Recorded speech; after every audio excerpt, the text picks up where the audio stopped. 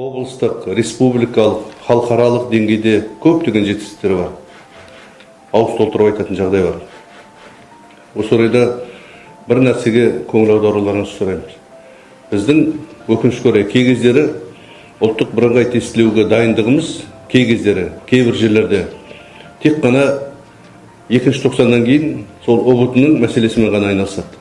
Басқа оқу, басқа процестер кенжелеп қалады. Негізгі басымдық ана жаққа беріледі. Сондықтан да қандай да байқау болса да, ол орыс скиллс болсын, басқа болсын, тек қана соған қатысатын адамдарды алып, тек солармен ғана айналыспай, бүкіл колледждің тәрбиеленушілерімен, бүкіл педагогикалық ұжым барлығы соған да көңіл аудару керек. Бізге тек қана 15-20 баланың, немесе 50-60 баланың жетістігі бүкіл облыстың мыңдаған оқушыларының көрсеткіші емес ол. Бәріне біркелкі қарауымыз керек.